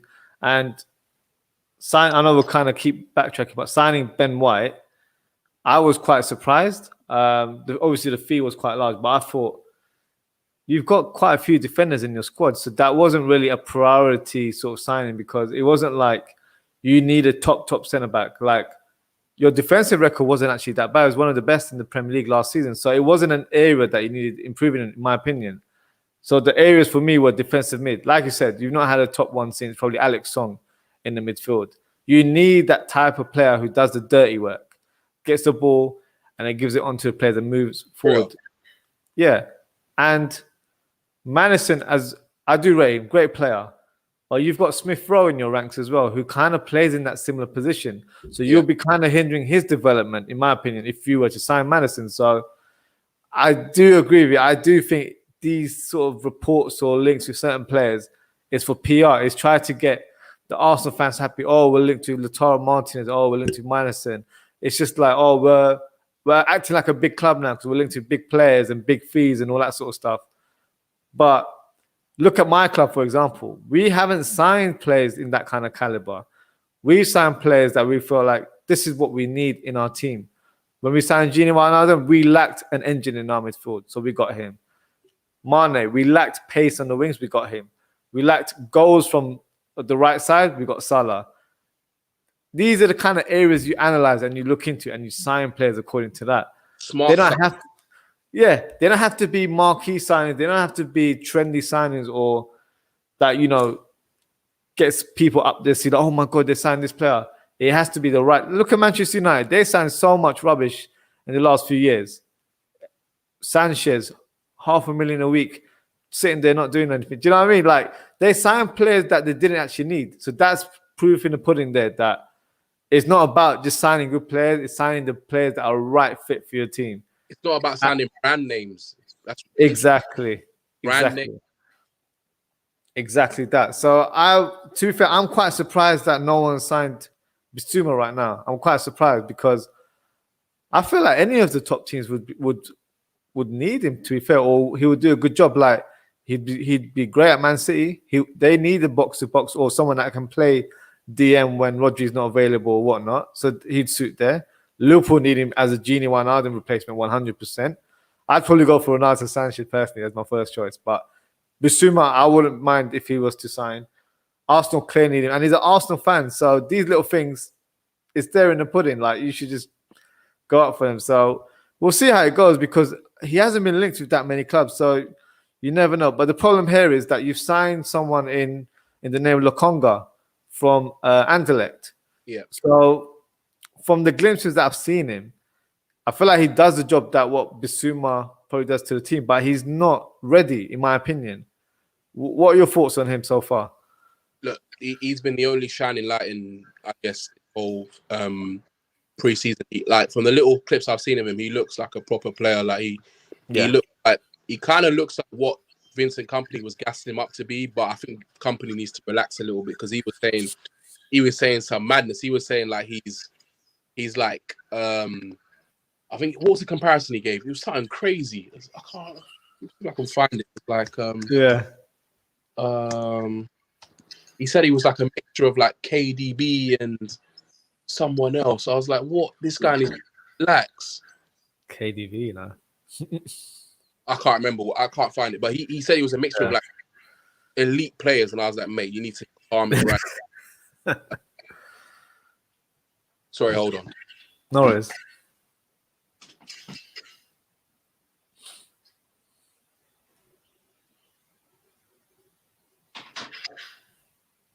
Sorry. That's all right. TV just turned on in the background. Just make background noise. That is cool. Yeah, so for me, Lokonga's been a shining light. I think he's a player with a lot of promise, and I think he could actually, in my opinion, to be honest, he could definitely slot in and start now from the little clips I've seen of him. I think he's ahead of El Neni, without question. Yeah. And yeah, I think he looks like a very promising player. He looks like he's quite level-headed. He's got some leadership qualities because he was captain of Anderlecht at 21 or Yeah. is. So clearly he's got something about him. He looks like he wants the ball, gives it off really well, decent dribbler. So like you said, he looks like almost like a Basuma-esque type player. I'd still get Basuma anyway because at the end of the day, you need depth. And of course, I think he might be more of an attacking player than Basuma. I think. I don't know for certain. I think. Yeah. But for me, like, Arsenal just love to do this thing where they buy one player, unless again it comes down to PR. They do one thing to appease the fans. Yeah. They don't finish the job. This is what they did with Xhaka. I remember when with Xhaka, the Xhaka signing, I think season tickets, people were threatening not to buy the season tickets again. So what do Arsenal do? They go and buy Granit Xhaka for 34 million or however much it was. Everyone gets excited, buys their season tickets. And then throughout the rest of the transfer window, they didn't really do much. Yeah. The next year after that, or the next years after that, what do they go and do? Nicola Pepe. We'll go and sign him. But you didn't sign the rest of the players you needed to really, really challenge and go for it. So for me, like, Lokonga's a great signing. I think that's going to be a really, really good signing for the future. And I think he's ready now. But Basuma's a no-brainer. It's just it's a no-brainer. Like, the only thing I can think of is that maybe you know how things go sometimes. Maybe we've told them that, look, we're going to come for you at the end of the transfer window. We're going to try to get some other stuff done. And maybe at the end of the transfer window, we're going to try to get you for like maybe 30, 35 million or something, or whatever. That's the only thing I can think of, because that's the only thing that will make sense for me for why other teams haven't gone in for him as well. You know? So that's maybe we've got a gentleman's agreement that we're going to go from at the end of the transfer window. Apart from that, I don't see, like, he is perfect, literally perfect. It doesn't get any more perfect than Basuma right now. And he's not an exciting signing. This is the thing about, and we'll get on to Martinez a bit later. But like, this is the thing. Signings like Basuma aren't the flashy, they're not the big draws or whatever, but they're necessary. They are. The spine of the team is what needs to be the strongest. And right now, our goalkeeper is a bit our defense is a bit we don't know what's going on there. We hope last season we can see we were like third best, but in reality, were we actually, or was it the fact that we were barely attacking? Yeah, that's true. We weren't really creating a lot of chances at one point. I remember there was one point people were shouting at Aubameyang, "Oh my God, you're not scoring any goals." Well, we were creating like 0 big chances per game. So how do you want man to score? Yeah.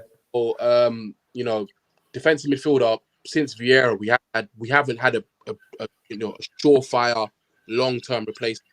And that's very damning. How long's Vieira been out of football? 15 years, possibly.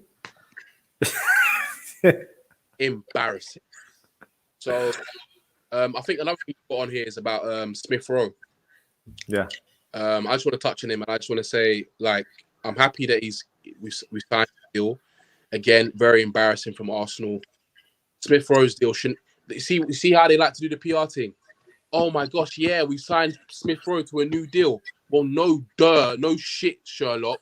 He's one of our young players, bro. Like, that shouldn't even have been an accomplishment. Yeah. That should be an everyday news cycle. Like, oh yeah, Arsenal signed Smith Rowe to a new deal. Oh, okay, yeah, move on. But no, not Arsenal. They want to sign into a new deal. Then they want to, he takes a picture, hides his number. Because, we're going to announce him as the number 10. Do me a favor. And get me started on Smith Rowe shouldn't be number 10 as well, in my opinion. Nah. Like, respect to Smith Rowe. I think he's quality. He's a great young player. I'm really excited about what he can become. People are calling him, what they're calling him, what's that De Bruyne thing they're calling him? I've forgotten what it is now. They call him the. It's calling him some kind of De Bruyne, one like De Bruyne nickname or whatever. But Okay. I think he's a quality young player. But, bruv, what have you done to earn the number 10 shirt? Have you even played 10 good games for Arsenal to get the number 10 shirt? I think that's ridiculous that he's got number 10. I'd be frustrated as a fan. Like number 10, like you've just broken into the team. Like second half of the season, you just broke into the team. How can you get number 10 straight away? That makes no sense to me whatsoever. I mean, if we're speaking about shirt numbers as well, Ben White took Saliba's number 4. I'm just saying. I'm just saying. You see, this is again. I don't think Saliba's actually going to play for Arsenal. No, he's not. 100% not. I think he's going to come back, and unless Arteta's not the manager anymore, he's gone. And I'm going to ask you again: since when were Arsenal in a position to waste £30 million? Because I remember hearing that we can't afford players and we're going to have to loan. Yeah. Wasn't that just like a couple years ago? Yeah. So interesting. But yeah, Smith Rowe, I was very not annoyed, but I was just like, what Arsenal doing? Like, yeah, why this is shameful that we're doing all this. I'll give it to us. Our marketing team is on job. They're on point. yeah. In terms of Premier League, they'll be Premier League champions every season, bro, because they're kind of on point. But it's a bit embarrassing for you to be paraded for breakthrough player last season who only got into the team because Willian. What was it again? I think Willian was injured or something, or we didn't have any, and we had to play. Yeah, said, we're gonna play Smith Rowe. No, he just didn't have any options, and I had to play him. So I think it's a bit embarrassing. And then we had the whole Villa thing as well, where Villa were linked to him as well. So I don't know, man. All right, we can swiftly move on to attack. So we touched on it earlier on. Lautaro Martinez. I think we can both agree this is some sort of PR stunt. I don't see there being any truth in it whatsoever. I saw sort of like headlines today that it's in advanced talks. I don't buy none of that. But what's your thoughts on it? I'm with you. Like we said before, I thought it was just talk. You know what? How it goes. Oh, Lautaro Martinez. Oh, look at the club. We're going after these big players. Yeah, we're so vicious and blah blah. How many players we're linked to FC? Linked to everyone by no one. Someone said that. I can't remember. That. Pretty sure. Linked with everyone, purchase no one. Yeah, we love to do. But linked with everyone. Look, if we can get Lautaro Martinez because of financial reasons or whatever, then cool. But then it begs the question: priorities. Yeah. If you're spending 60 million on Lautaro Martinez, why have you not first secured a DM and a number 10 first? Because those are more important than the striker right now. Say what you about and people. I hate this game so much. So this is why sometimes I hate football. The fans, yeah. Aubameyang has carried us for 2 seasons, 2 seasons he's carried us, Without his goals, I think one of them said we'd be relegated by his goals one of the seasons, right? Yeah. He has one bad season in which his mum was ill. We've had COVID. We were creating 0 big chances over a period of about 10 to 15 games. One point, Arteta was spamming crosses and saying that, we put like 30 crosses into the box. Well, I didn't know we still had Olivier Giroud head those balls into the goal. Okay. Yeah. And all of a sudden, Aubameyang has his worst season in an Arsenal shirt and still scores 15 goals. Yeah, double figures. So he had a terrible season and scored 15 goals. On top of that as well, how old is Aubameyang? 31? Yeah. Why is he still playing left wing? Yeah, that's one thing I was about to say. He was playing out of position as well. Why is he still chasing back players? Yeah. Do you see Leicester City playing Jamie Vardy left wing anymore? No.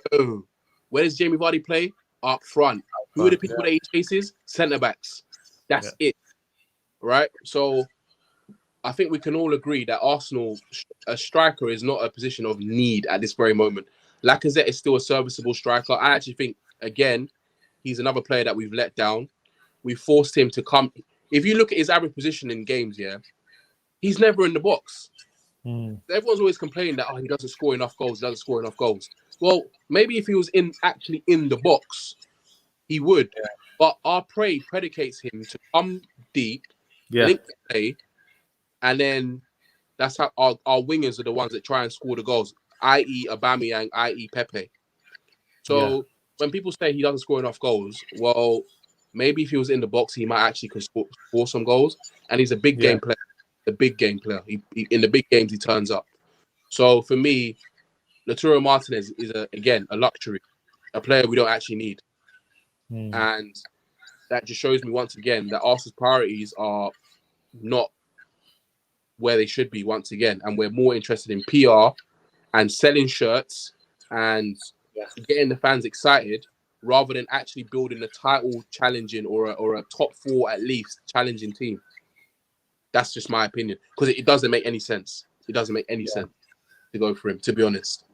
Yeah, looking from as a neutral, I have to agree with you, because you've still got Lacazette in the club, so obviously there's always speculation that he might leave. I don't think he will leave.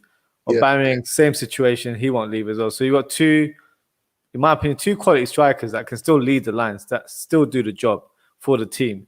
And plus you've got other youngsters as well. You've got Saka in the team as well for the wing position. You've got Pepe, who had a better second half last year. You've got Martinelli coming in. He'll come alive. Trust me. Pepe is on it. Another one. Arteta. No, we have to talk about this. We have to. Go for it. Arteta brought in Willian. Why are you bringing in Willian? We had Reece Nelson. These are things that don't make sense in my brain. We bring in Willian. Willian. We've not learned our lesson about Chelsea rejects. Chelsea, the team that he's been at for God knows how long, refused to give him a deal. Deal that he wants. He wanted like 3-year deal. They said I think 1 or 2 years max. We bring him in and pay him the amount he wants. Without even thinking about where is this guy in his career. He's at the latter stages. If you want him to still be motivated, what do? You sign him on an incentivized deal that says, okay, you want this much money? Then cool. You'll get this much money as long as you can keep providing the performances that are necessary. But no, what do Arsenal do? Sign him up to a big 100, and I think it's 180. I think it's close to 200, I think. 3-year deal. What the hell? And what has he done for us? Nothing. I'll tell you what he's done for us. He started ahead of Pepe. Can you explain to me? This is why I say Arteta doesn't make sense. We have a £72 million signing. Regardless whether you think he's good enough or not, we have to. Surely there's someone upstairs that's saying to you, "Yo, we spent £72 million on this man. We got to make it work." Okay, got to make it work. But no, what is Arteta doing? He's paying Willian, a 31-year-old or 32-year-old or whatever, on the back end of his career, a Chelsea reject. You're playing him ahead of Pepe, right? What do you think that does to Pepe's confidence? This manager don't believe in me. Man's playing a bloody pensioner ahead of me. You don't believe in me. So people are saying, "Oh, Pepe, like he's not performing." Well, when you've got young Saka, who's a baller, but he's 19 years old, playing ahead of you on one wing, Willian, who's a pensioner, playing ahead of you on the other wing, bro. Like I said, these players are human beings as well. And I'm sorry, Arteta didn't manage that well at all, to be honest. And he left Pepe in the lurch for ages. And it was not until Pepe got a decent run of games in Europa that he was forced to actually play in Premier League. And because of the flack that Willian was getting, the fan base going absolutely mental at Willian even being anywhere near the starting lineup. That's the only reason why Pepe got back in the team. And then since then, he got a run of games. He's actually been playing really well. So, this is my issue with Arteta. These are the things. Just another player to add to that list of players. Balogun as well. He looks very promising. Another one that everyone was wondering, Arteta, what are you doing? Why aren't you playing him? Why aren't you giving him minutes? Because in Ketia, we've seen in Ketia, he weren't provided, he weren't producing the good, you know. And I don't know, man. There's so many questions you have around this Arsenal team, man. So many questions. But yeah, just to clarify on that whole Lautaro Martinez thing. Great if he comes in. I haven't watched too much of him, but I've heard great things about him. Yeah. Great if he comes in. I don't know how well he will adapt to the Premier League. I don't know if he's built for it. I don't know. Yeah. You probably be able to tell me better than I don't know. Yeah, I think, but he's a good player, don't get me wrong. I think he wouldn't fit in straight away. It would take him a bit of time. Kind of probably similar in terms of when they signed Alexis Sanchez. Similar ilk of a player where not the biggest, but very silky on the ball and a great finisher. So he'll need a bit of time, I think, in terms of getting used to the physicality of the Premier League and the pace as well, because coming from Serie A, it's not the same sort of level of pace in terms of the way we play. So for me, I don't see that being a realistic signing for, unless you're Man City or Chelsea. I think that's the only caliber of a team that could go and splash the cash. Because I think Inter would want 80 million for him because they're in such financial constraints right now as well. They're trying to get a lot of sort of their big earners off the wage bill at the same time. So I don't see that any link in that. But Balogun is an interesting player for me because he was quite heavily linked with other Premier League moves a few months ago. So it's good for Arsenal in case that he's actually signed a new contract with the club. So do you think he'll actually play much this season, or he has to? He has to. Yeah. Okay. He must play. Like, and it's, if we're a big team and if we have a good season this season, then hopefully there's going to be games where we're going to be 2-0, 3-0 up, and we can afford to bring him on and let him do his thing. He's shown in very few games that he's a quality player. But how many? There was something like, was it 15 clubs after him? Yeah. When he was he hadn't signed that new deal yet. And there was a lot of foreign clubs. I think a few from Germany that were really interested in him. Look, he's a very good player. He's good athleticism. He's a good finisher. He's ice cold in front of goal. He's actually quite strong and he has good hold up play, good link up play. He's a very good all round young striker and he's looking very, very promising. So again, it shouldn't have even been an accomplishment for us to sign him to a new deal because at the end of the day, like, you're a big club, like you're Arsenal Football Club, like signing young players to an extension shouldn't be news.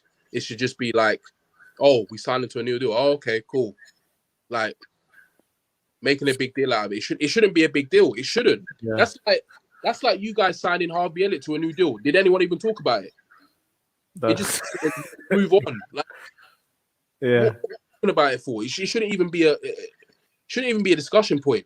It should just be one of the news bulletins you see on Liverpool.com. Yeah, and just like, oh, okay, well, oh, really? Okay, interesting. Yeah, formalities. Yeah, it's a thing, you know. So I think he should definitely play. Nketiah is still there.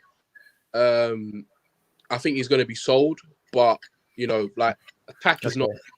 It's not a position that I think strength. Well, we can always do it better. Yeah, better. But to spend the majority of your transfer budget on a position where we're not particularly weak in is madness to me, to be honest. Yeah. What do you think is the future of Reece Nelson? Because I've seen links with Crystal Palace today. Do you think he needs that move now? Because after signing Willian, I'm not sure if Willian's actually leaving the club or he's staying put, because for me, that was one of the worst signings last summer. I couldn't believe Arsenal gave him 3 years. 3 years, big salary. And I was just like, he doesn't even start in this team. So I just didn't understand why you lot signed him, to be fair. Well, let's take this back to Edu, by the way.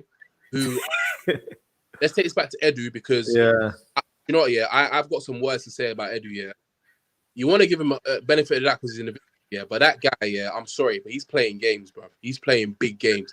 I'm on to him still. I'm on to him, He was having, he's been caught. Look, this is why I think that sometimes these men actually care about what the fans think at all. They don't give a monkeys. This man was caught on a jet ski during summer, Arsenal fans are clamoring for signings. This guy's on jet. He's taking up 80 photos. Yeah? Cool. Live your movie. You're entitled to holiday. So, you know, Yeah.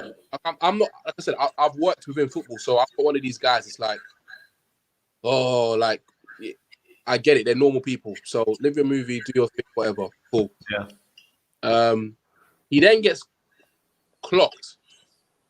In fact, before that, Arsenal fans are very pissed off about the Willian signing, yeah?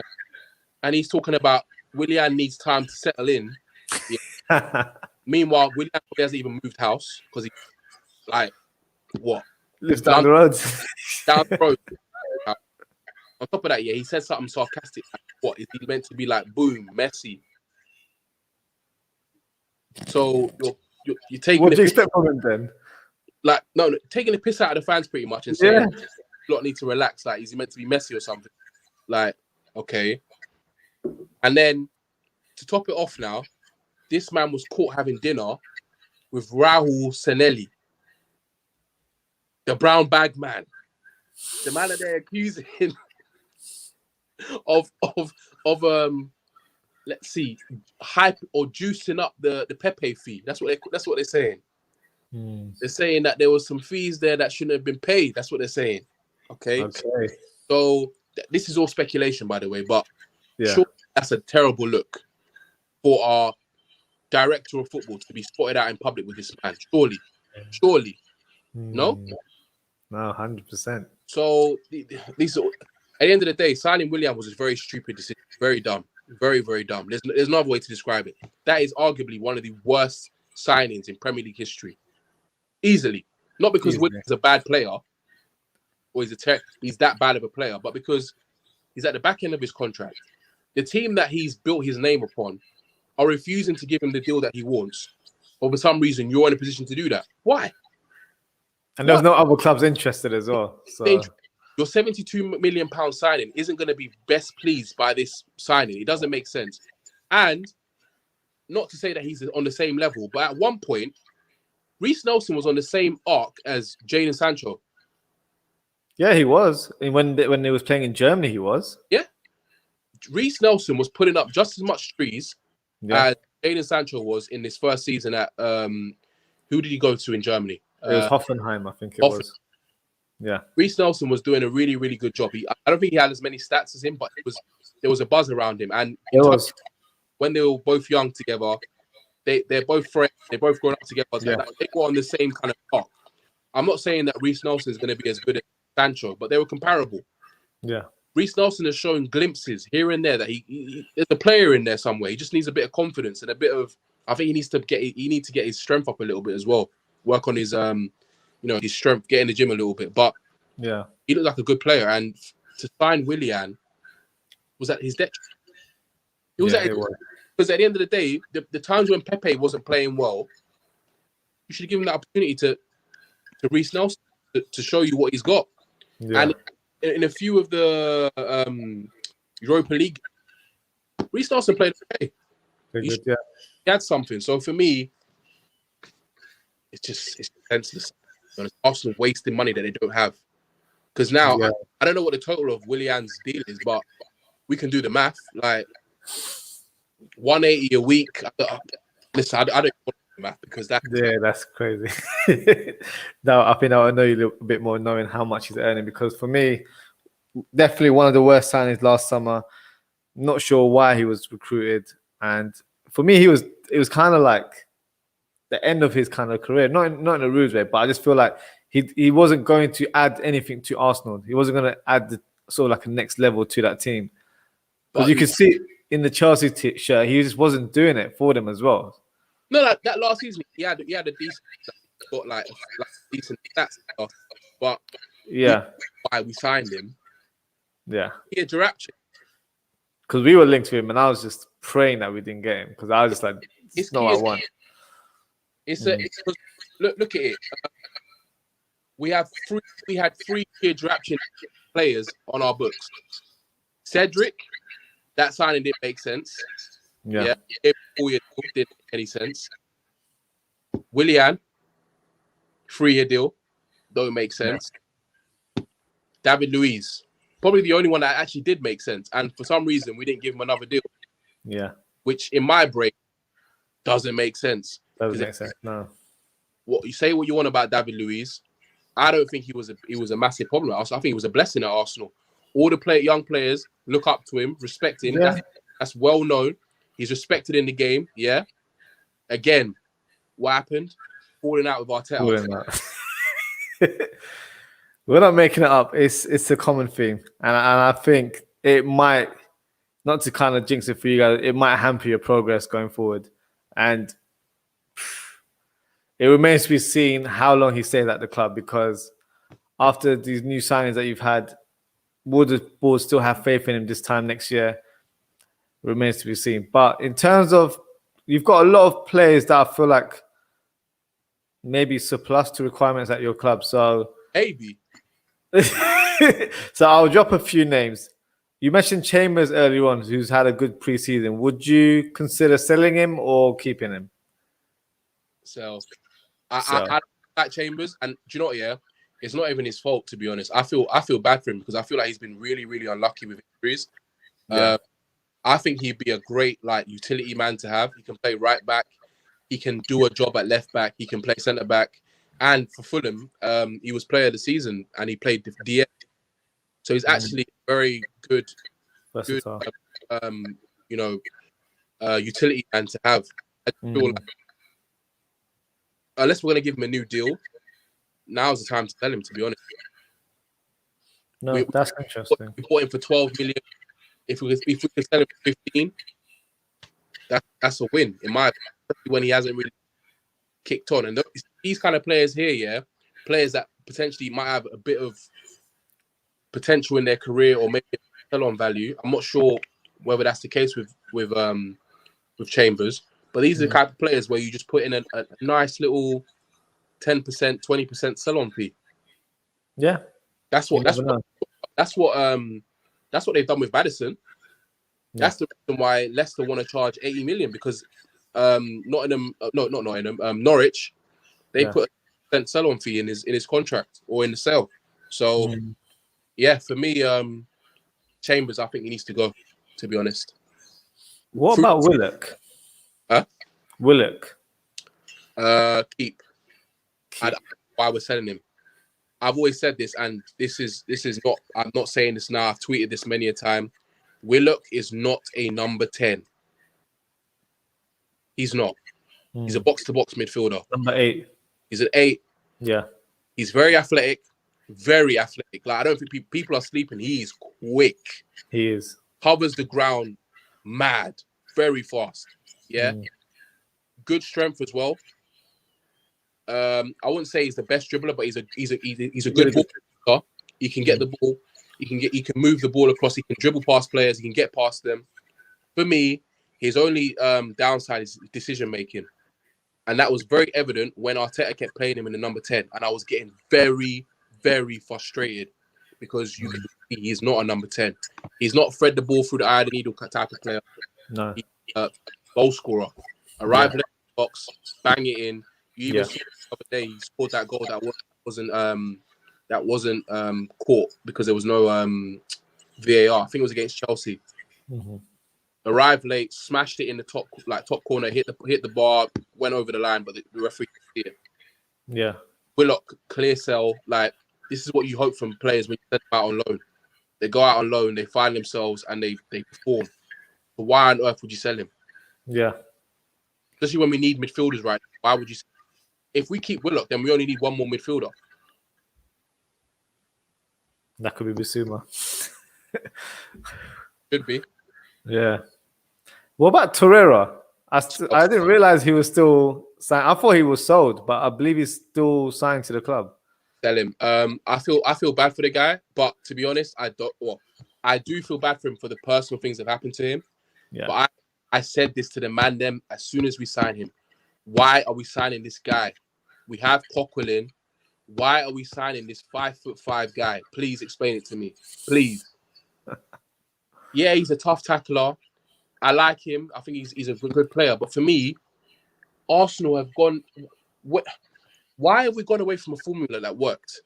Yeah. Arsenal of old, all our players, technical ability aside, big and strong. Athletic, Yeah. Vieira, Petit, Edu, Gilberto, Thierry Henry, Bergkamp, Pires.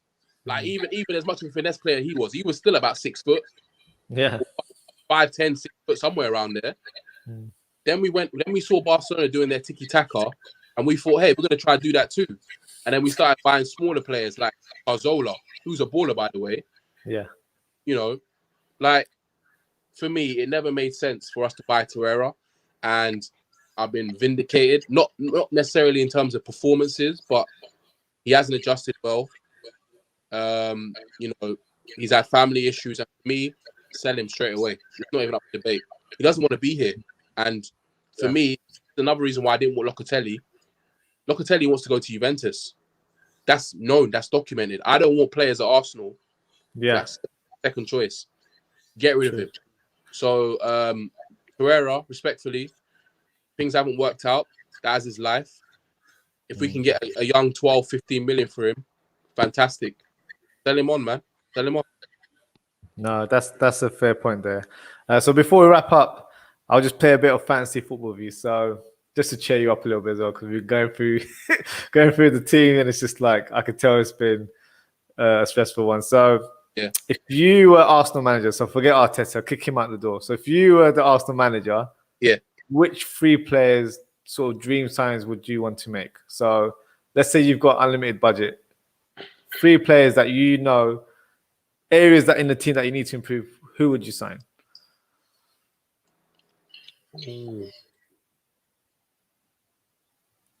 Basuma. Yeah. You know what? My sign wouldn't even be that exciting because Doesn't matter. Up front in the dream world, you try and. I'm very skeptical about this as well, yeah, because whilst it seems like a no-brainer, I'm unsure as to whether he'd adjust well to the league. But obviously, that's everyone's striker. Like you'd want to. But I don't know whether he'd.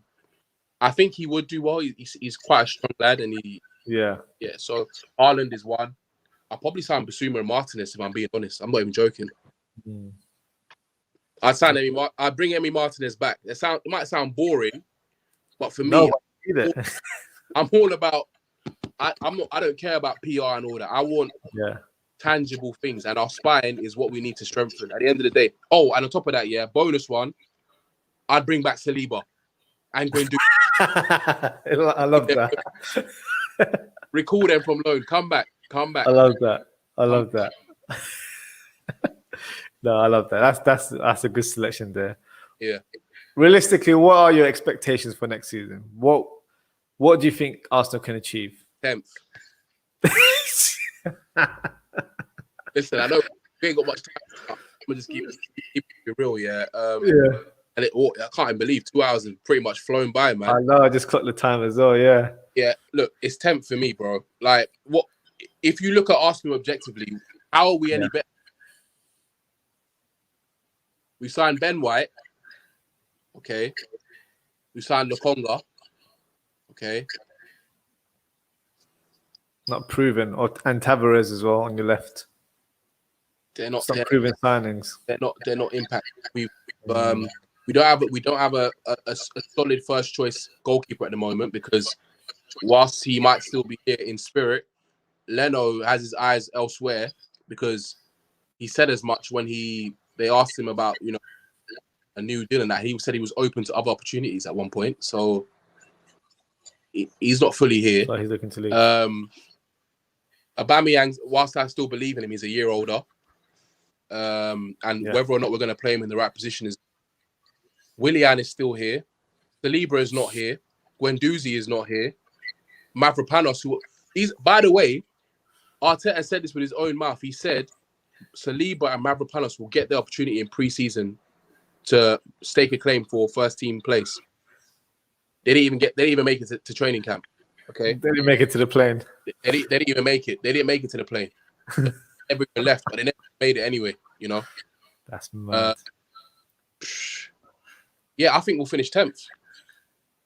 Nah, I appreciate the honesty. But yeah, that wraps us up for today. Jay, thank you so much for joining the show. Let the viewers know where to follow you on social and your podcast as well. Yeah, man. So you guys can follow me at JJSon. That's JAYSON. I don't post much, but actually I do post occasionally these days. I post my little scenic videos because I do like I do two things. So I do the Shoot podcast, which you can see there. I do that with my boys, and I also do some scenic driving in some nice areas. It's called Nomad Driver, so you can check me out on YouTube as well. I post on my profile every now and then. You might have seen some of my things when I went to Cornwall. Yeah, I saw it. Well, but yeah, check out Shoot Pod. We talk about all sorts, all types of madness. We recently had an OnlyFans model on there as well. So we actually made World Star as well. We were on World Star Hip Hop, man. So really? Oh, congrats. That's big. yeah, so yeah, we went viral for a little bit the other week. So check us out, man. But yeah, this has been very therapeutic for me, man. I really appreciate this opportunity, man.